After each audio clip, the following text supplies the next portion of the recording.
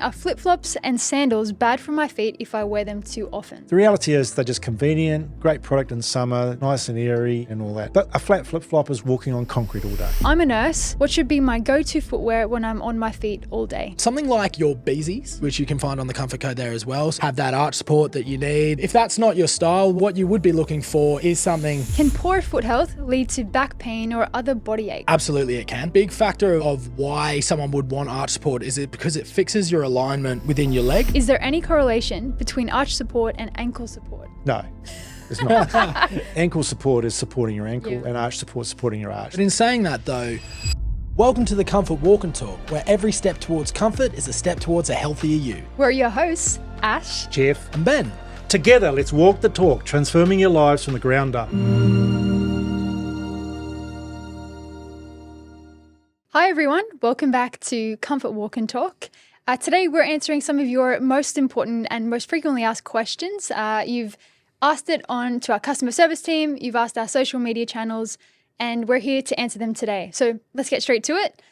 First question comes from someone asking, how often should I replace my shoes to maintain good foot health? That's a very interesting question, and it really all comes down to usage. So if you are using your shoes every single day, they're your staple shoe that you have, that's the only ones you wear. You might have other pairs, but you never really put them on. Probably around every 6 months. As a general rule, I would say about annually, roundabout. But again, it all depends on usage. So there are certain things that you should be looking out for in a shoe that will tell you that they're starting to wear out. So if you see any of those, then it's time. I suppose too, if you're a marathon runner and you run like 20 Ks, every couple of days, that's going to be different to someone that's just going down to the shops. So Absolutely. yeah. Well, I was interesting you say that. When you hear them talk, the marathon runners, they last for the run. That's it. Sure, just the one run. Then they go on to the next pair. I mean, they obviously get probably some sponsorship, some of the good ones, but Yeah. I mean, our customer service team always needs to ask things like how many steps are you doing a day if you're walking, because you do get customers that ring 6 months later and say my shoe is worn out, and why is that? It should last for 3 years. Yeah. So I mean, Ben's right. It's all about usage. Our next question comes from someone asking, are flip-flops and sandals bad for my feet if I wear them too often? Look, I mean, flip-flops, the stable footwear, probably the most sold footwear design in the world since the Egypt times. So the first shoe, fun fact. Absolutely, first shoe. So the reality is they're just convenient, they're great product in summer, nice and airy and all that. But a flat flip-flop is walking on concrete all day. Simple as that. You walk on concrete all day, you're going to get sore feet. There's no doubt about it. So, obviously, if you want to wear a flip-flop and be able to wear it all day, wear an arch support flip-flop. And we have plenty of them in our range, and that's why we do it, because it makes the flip-flop, our stable summer product, wearable all day. Especially, we live on the Gold Coast. So it's like, wearable all year. yeah, there's southern, Queensland area where constantly, even in the winter times, you're more likely to just slip on a pair of flip-flops, go to the shops, come back. Exactly. Yeah. And so why is it that you get tired feet, sore feet, in a flat flip-flop or walking on concrete? It's literally because you're getting no support to that arch. And most people, they tend to roll in the foot, which is called overpronation.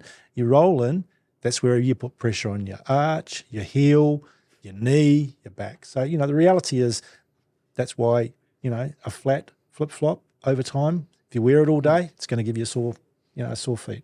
So in general, if you're concerned about it, then spend that little bit extra, get a good pair of thongs with your arch support, with your stability, with everything like that, and you've got nothing else to worry after that.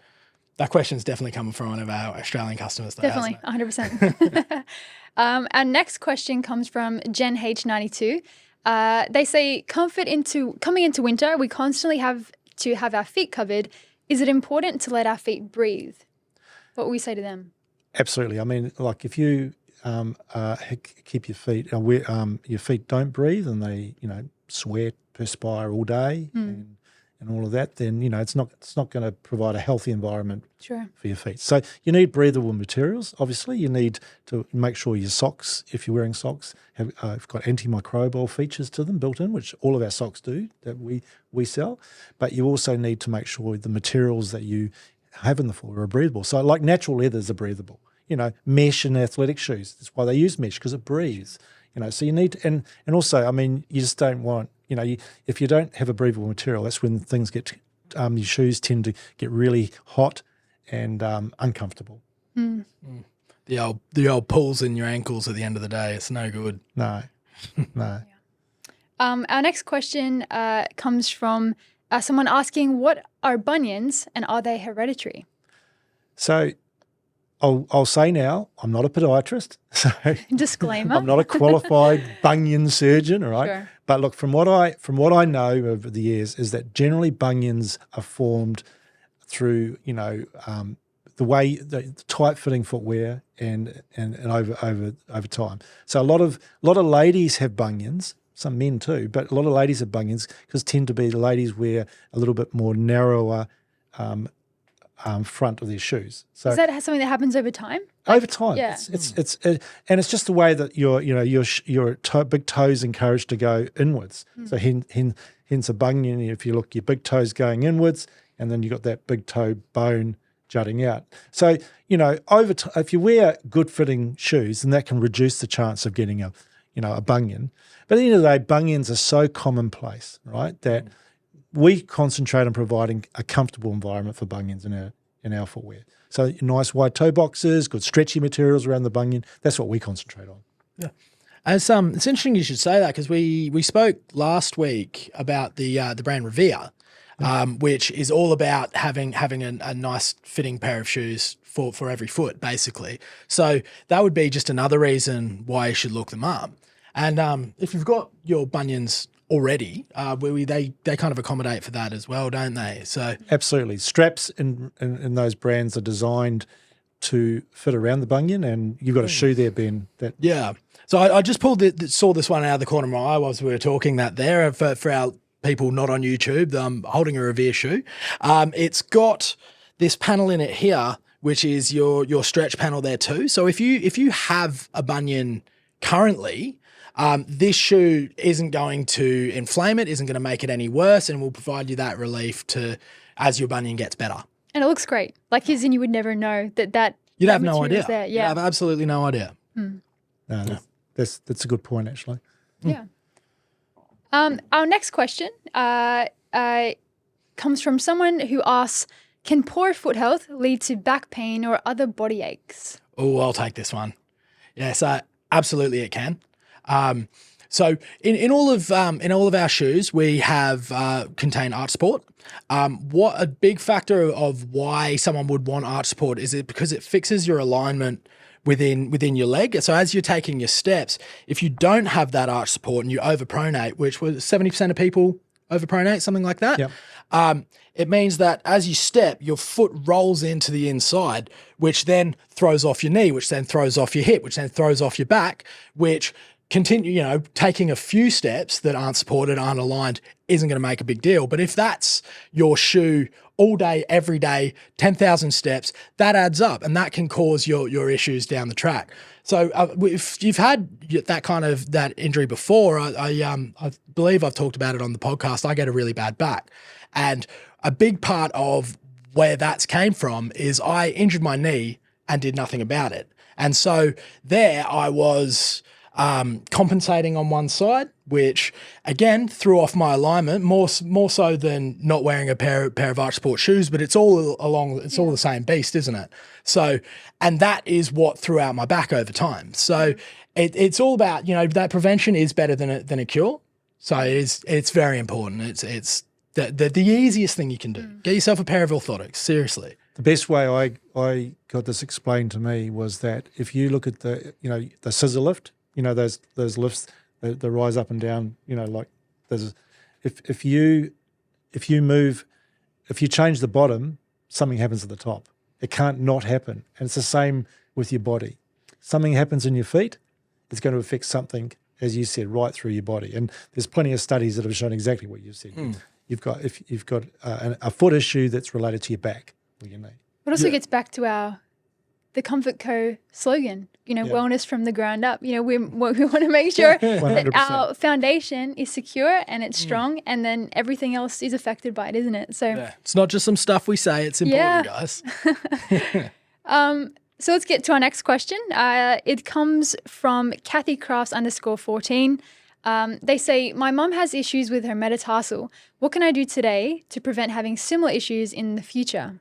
Okay. Again, I'll say I'm not a podiatrist, right? But, So just before we start that one, can you explain to our listeners what a metatarsal is? Yeah. so metatarsal, what is metatarsal support. So the metatarsals are basically the little bones in your feet, joints in your foot, the middle joint, right?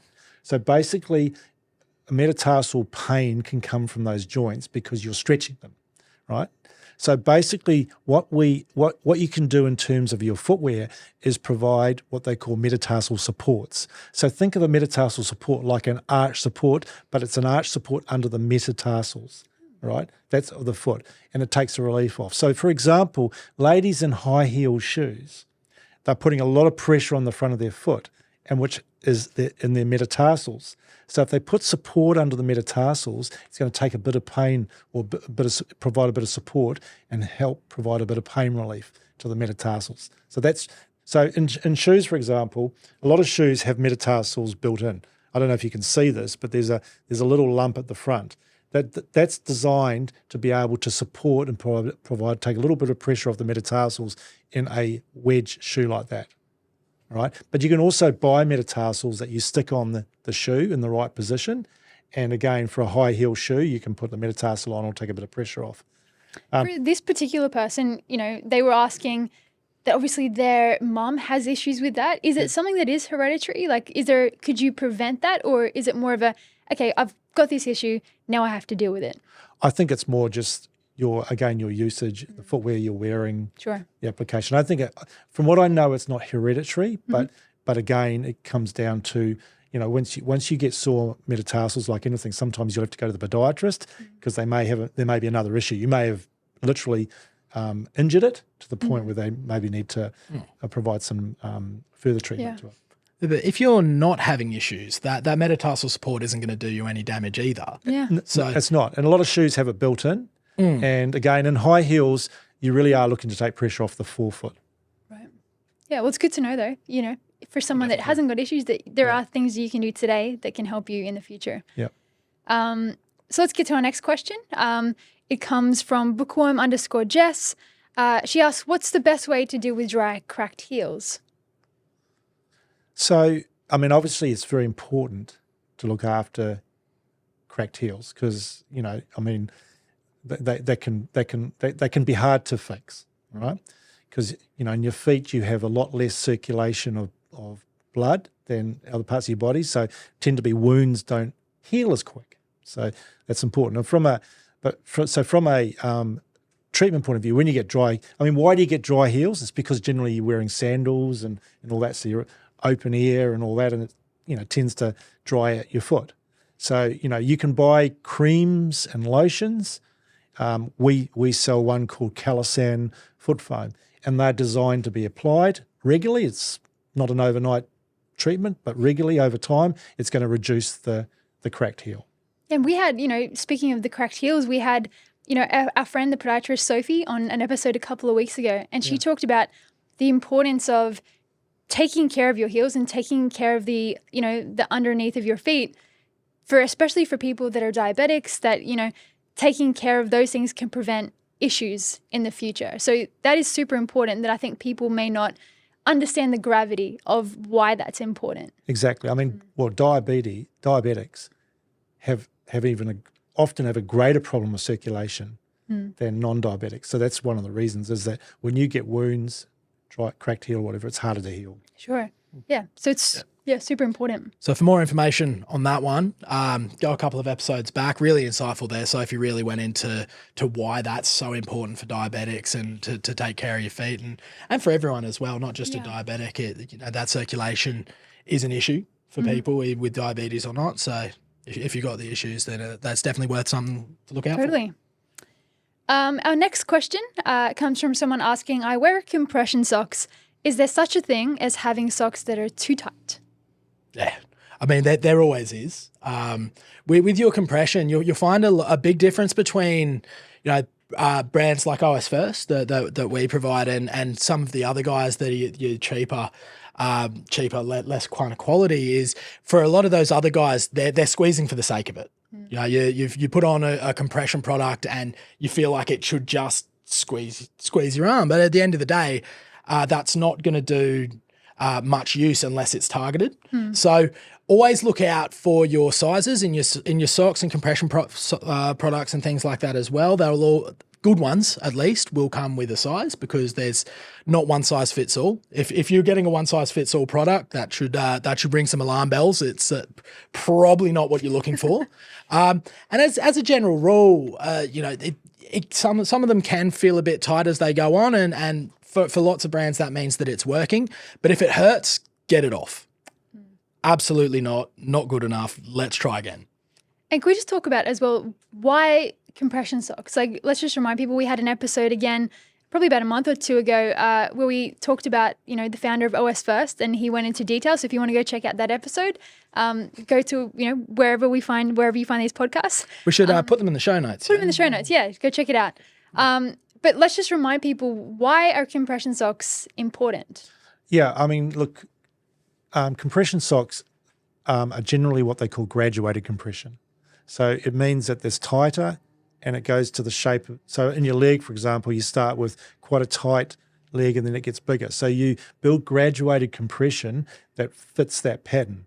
It's not like one size the whole way up your leg.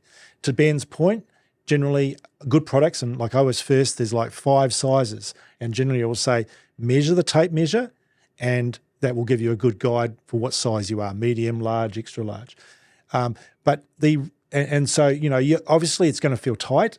Agree with Ben there. The whole point of it is to feel tight. But as long as you do that measurement process and you've got comfort there, it's not going to be too tight. The reason for compression is obviously by providing the compression, you're promoting blood circulation. We talked about blood circulation in terms of heals and healing wounds and all that. It's important to promote blood circulation. So compression in the foot is really useful, for particularly reducing swelling and all that. Also compression. Why is compression an important aspect in deep vein travel socks, DVT? Because it's promoting circulation. The reason why people get blood clots and all that is because of the lack of circulation. Sure. So that's why compression is very important. And again, amazing for people that need it for those specialty conditions, but again, not going to hurt you to have compression socks or to, have the callousing cream for people to prevent that. Injury prevention. Injury prevention, yeah. By providing circulation, you may be reducing the chance of swelling and getting, injuries. Sure. So our next question comes from Bakes and Cakes 56. They say, I'm a nurse. What should be my go-to footwear when I'm on my feet all day? Can be a tough one for specifics on exactly what shoe. As a general rule, if we sell it on Comfort Co, it's probably going to be good for your job there. Something like your Beezies, which you can find on the Comfort Co there as well. So they're lightweight. They have that arch support that you need. They are durable, slip resistant, things like that as well as machine washable. You find with a lot of your nurses as well, it can be a bit of a dirty job. I'm not going to go into details there, but I'm sure you can use your imagination. It can get messy. So being able to put those shoes in the wash after a long day and have them come out good as new, perfect. So, if that's not your style, what you would be looking for is something with that arch support to keep you going through the day, that stability, so a nice heel cup there as well, so you're not slipping and sliding all over the place. That grip, as again, it can be a bit of a messy job, and you don't want to be if you're a nurse, you don't want to be a patient. So just have some grippy shoes there as well. But yeah, as I said, as a general rule, have a look on the Comfort Co, because the majority of the shoes that we sell, at least for work, our sneakers and things like that, will suit you perfectly. Yeah, I mean, I'll add something to that. Obviously, the nurse is on their feet all day, so they need to have first and foremost is something that's comfortable all day. And so, that's one of the important things that we try and put in all of our shoes is that sort of aspect of comfort, and then, to Ben's point, it's that stability, good support, good arch support and all that. But the key thing is it's a shoe that's comfortable all day. Yeah. And there are lots of features as well. Like Ben said, the Comfort Co, you can categorize it on comfortco.com.au as to this, the specific feature that you're looking for. But yeah, nurses are on their feet all day, and they're amazing. And so we want to keep them comfortable. We want to make sure that they're taking care of themselves. So, this is a good example of a shoe that, is a really good, comfortable shoe. It's got great leather, so you can wipe it easily. It's got good slip resistance.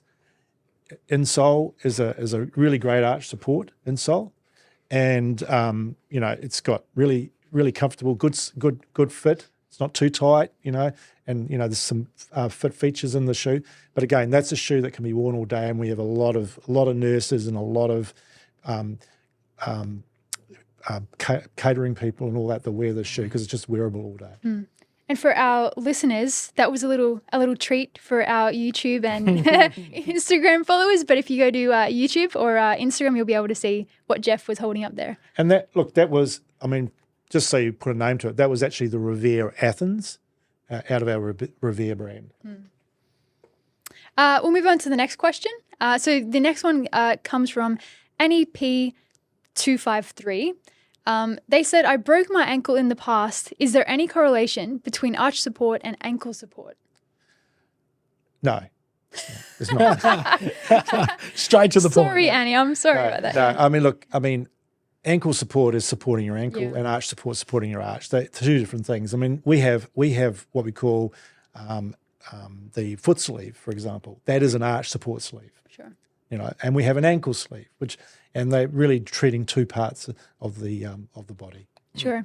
But in saying that, though, after you've got your broken ankle, it is something that you need to be taking seriously. So what I was saying before about your alignment, that becomes all the more important. If your alignment is off right from the get-go, that's going to affect your ankle negatively. So, we will put a little asterisk on Jeff's very straightforward no there.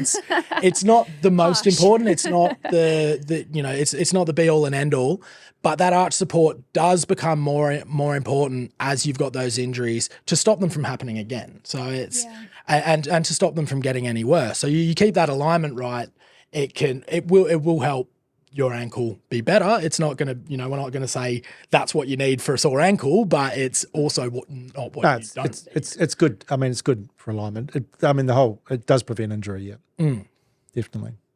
And our last question comes from someone asking, is there any shoe that you would recommend as an all-rounder to wear day, night, summer, winter? Can't go wrong with this. Yeah, I love my slippers, but you can wear them. You haven't got them on now, but you should. I should, yeah. Yeah. Fun fact for you listening at home, Jeff was actually wearing his slippers at the start of the shoot today. We had to tell him, you're the CEO, mate. It's not a very good look. Let's get some different shoes. So easy to get on. Comment if you want to see Jeff wearing his slippers next time around. Comment and let us know. But to answer the question, you really can't go wrong with a good solid pair of sneakers. Yeah. There's a reason why your sneakers are generally sitting right at the front of your shoe closet. It's because those are the shoes that you want to wear every day. You're kind of forced to have other Probably stuff. 60% of the shoes sold globally too. Yeah. I suppose too, like in our brands like Me Vita, Vionic, they are some of our best-selling ones as well too. Yeah, absolutely. People keep coming back for a lot of our sneakers. So if you're in the Gold Coast, of course, the flip-flop is the all day, every day. Yeah. Either that or the new slides. Yeah. Slides. I love seeing on the Gold Coast in winter, there's I think it's a look that we only do here where people will go out in their thongs, trackies, jumper. Yeah. Oh, I've done it. It doesn't make much sense, but you got to let those things breathe, don't you? Yeah, no, exactly. I think I did that yesterday. I went to Zimbero's and I walked out of the house literally in that look, and I said to my brother, I said, oh no, you let me leave the house like this? And he's like, I thought that was just used. So it's definitely a look that we have. I rate it personally. I don't know if it's just where I'm from, but I do it regularly. I do it. You kind of dobbed on yourself there, and I was like, hey, Don't go too into that. You know that's my key look. Yeah, exactly. No, I mean, but people are getting. I mean, like having to do laces up now in shoes is a bit of a pain, isn't it? So the trend now is not to have to bend down at all. Yeah. Just slip them on. Do it for me. Yeah. 100%. So Don't have time for that. No. Do you know how busy I So am? slip-in shoes the way to go. Slip-in heel. And so to answer this person's question, if you can find a sneaker that is a slip-on sneaker that Yeah. you can wear day, Exactly. night, no Exactly. matter the weather, It's that's got a that's your magnet go-to. to your foot 100%. Yeah, It that's your breathes. go-to. Yeah. Yeah, perfect. and opens your beer bottle too. We got to get into the lab, Jeff. Wow, we got. I know there's a new design cooking coming here. That's, Oh man, it sounds unreal. A disclaimer: that particular part was for anyone 18 and over, but that's fine. Yeah. Well, we will say thank you to everyone who submitted their questions. If you would like to submit a question, you can go to our Facebook, Instagram, TikTok at Comfort Walk and Talk, or you could even message us on thecomfortco.com.au. Send us your questions if you would like to learn about it. We'll be doing this episode again in a few weeks, so Q&As, we'll keep them going. Thank you so much for your questions, and thanks for listening to us on the Comfort Walk and Talk. Thanks everyone. Great very great much. call. Thank you for listening to the Comfort Walk and Talk. If this episode has stepped up your foot care game, we'd love your support with a 5-star review on Apple Podcasts and Spotify. And don't forget to subscribe on your favourite platform so you never miss a step on your journey to comfort. And for more insights, follow us at our social channels at the Comfort Walk and Talk. Walk comfortably until we meet again.